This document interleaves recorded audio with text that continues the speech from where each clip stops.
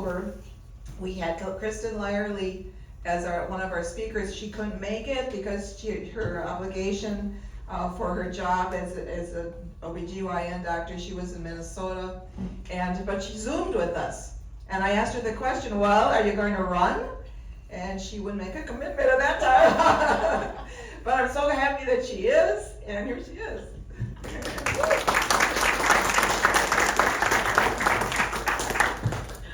Hey, I just want to mention that I was one of the people who contacted Shirley, and when Shirley didn't contact me back, I went to Jan, because I know that Jan gets things done.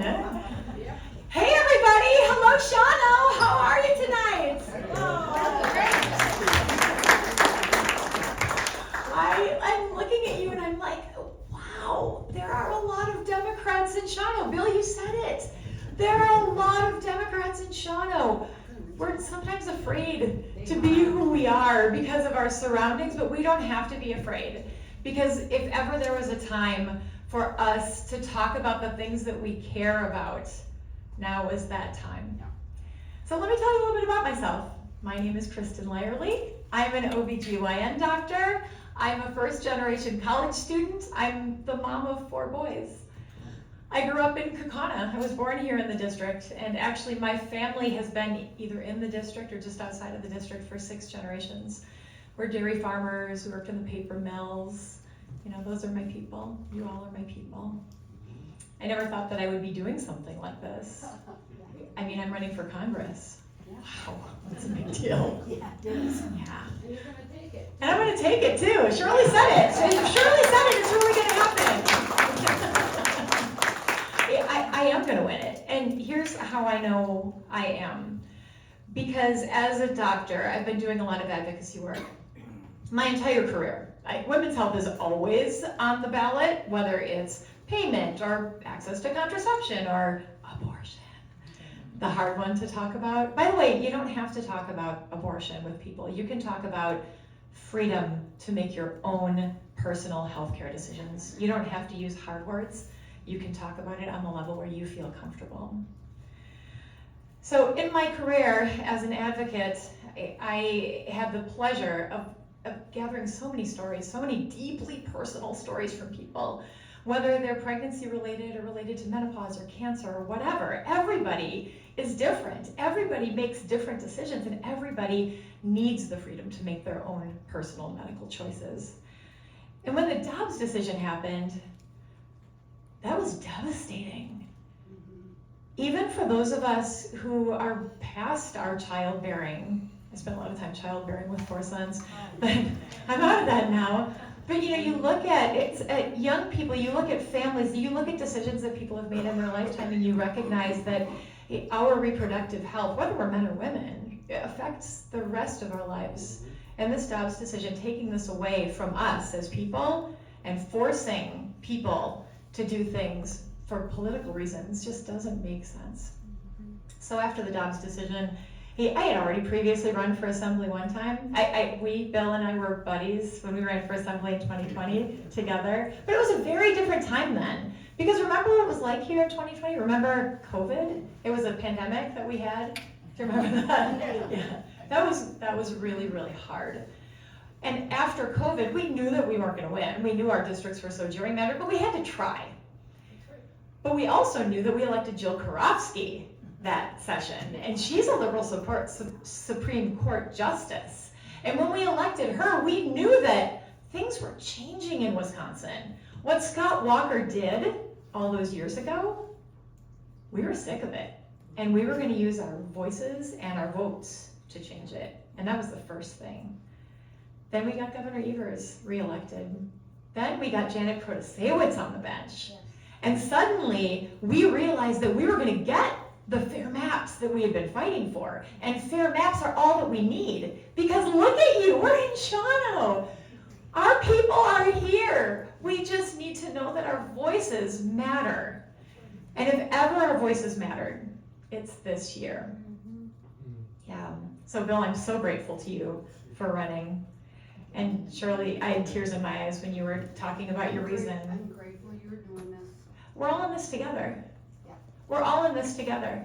Jack, What you said earlier about serving on a local level, it starts locally. That's right. And all of those individual decisions, school boards, city councils, referendums. We can't fund our schools without referendums, and that's all local and statewide leadership. Women Win Wisconsin. So as we were looking at the fair maps and thinking about how do we pull this together, we can't just scramble for candidates at the last minute. We've got to have a plan. So how do we make that happen? And Kelly Peterson came forward and said, I'm really interested in running for Congress. And I said, I too. I'm also thinking about it. It was right around October, and I wasn't ready to commit. And Kelly wasn't quite sure either. And then a third person said, I really want to run for Congress. We didn't have anybody to vote for last time. We have to have somebody. And the three of us put our heads together and said, how do we do this in a constructive way that we're not pitting ourselves against each other, but how can we all be part of the solution? And we brought Julie Hancock into the conversation. And Julie, you might recognize her name. Julie ran as a write-in for Congress in the last cycle. I remember. Yes, Julie is the glue of Women Win Wisconsin. Can we hear it for Julie? Because honestly, what she has done is remarkable. When we got our maps, we said, we know where to go. Kelly said, Senate District 2, that's where I live. That's where I'm gonna run. And Alicia said, Assembly District 2, that's where I'm gonna run. And Bill knew exactly where he needed to go. And Shirley knew exactly when she needed to step up. And I was talking to Ben Wickler today, who's the chair of the Democratic Party. People in Washington, D.C. call him Mr. Moneybags. He's like the best fundraiser in politics. And I told him I was coming here tonight. And he said, so what's going on up in the 8th Congressional District? And I said, you wouldn't believe it. In Marinette, we were in Marinette on Monday. I was there with Andy Rich, who's running for Senate, and Ben Murray, who's running for Assembly. 74 people were there in Marinette. He said, Marinette? 74? I said, yeah. And in Kewanee, at their annual dinner, they had over 60 people. He said, Kewanee County? I said, yeah. And I'm going to Shawano tonight, and it's a big deal. And he said, you let me know, because he's watching us. Because what we are doing here with Shirley and Jack and Bill and Kelly, all of us, and Julie, all of us working together, this is how it's supposed to be. Yeah, this is how we're gonna win this. This is why I know we're gonna win this. One other really important thing that I need to mention, because I'm getting long-winded and Jen's gonna take the mic away from me. Go on. I don't know if y'all were watching the news yesterday, but this story popped up on WBAY that there's gonna be a special election for the 8th Congressional District. Did you see this? Yeah. Well, we were surprised. Because we thought that wasn't going to happen. You know, it seemed like that time had passed. But as it turns out, it is going to happen. We don't know a lot about it. We're going to find out more tomorrow. The Wisconsin Election Commission is going to tell us more tomorrow. But we do know that in addition to the signatures, if you've already signed to help me get on the ballot for the general election, we need 1,000 more signatures to get on for the special. So they are here. The signature forms are here. It's going to be a little confusing on November 5th because my name will be on the ballot twice, which is weird. So you have to vote for me twice. Please vote for me twice. But what it means is that I'll get to go to Congress in November during that lame duck session. And do you remember what the makeup of Congress looks like right now, what the House looks like? It's super close, super close. There are 5 vacancies in the House right now.